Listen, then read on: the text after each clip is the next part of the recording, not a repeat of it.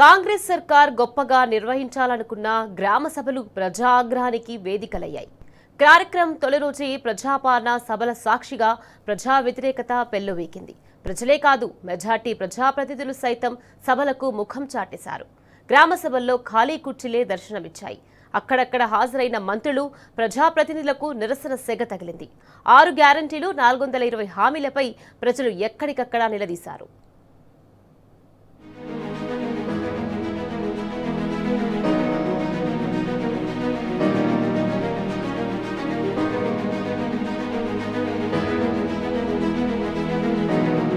రేవంత్ సర్కార్ గొప్పగా నిర్వహించ తలపెట్టిన 99 రోజుల పరిపాలన ప్రగతి ప్రణాళిక కార్యక్రమంలో తొలి రోజే నిరసనల సెగ తగిలింది.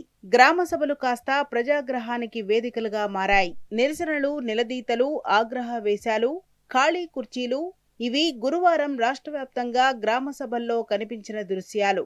ఈ సభలకు మెజార్టీ మంత్రులు ముఖం చాటేశారు. ఎమ్మెల్యేలు, ఎమ్మెల్సీలు, ఇతర ప్రజా ప్రతినిధులు సైతం సభలకు డుమ్మా కొట్టారు. 2.5 ఏళ్లు దాటినా 6 గ్యారంటీలు అమలు కాకపోవడంపై ప్రజలు ఆగ్రహం వ్యక్తం చేశారు.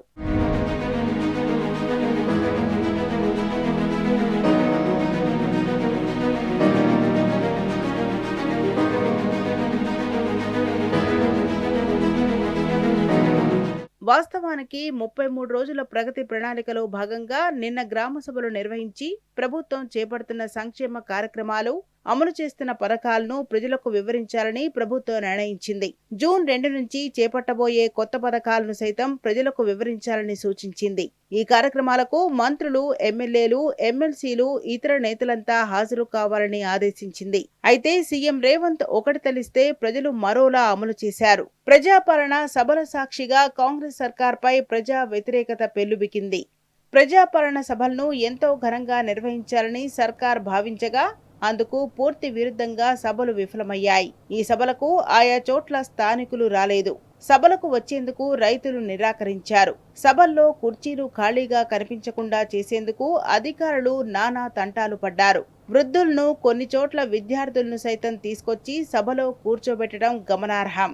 ఇలా ప్రభుత్వం ఎంతో ప్రతిష్టాత్మకంగా తలపెట్టిన కార్యక్రమానికి మంత్రులు, ఎమ్మెల్యేలే డుమ్మా కొట్టడం ప్రభుత్వంలో, పార్టీలో చర్చనీయాంశంగా మారింది.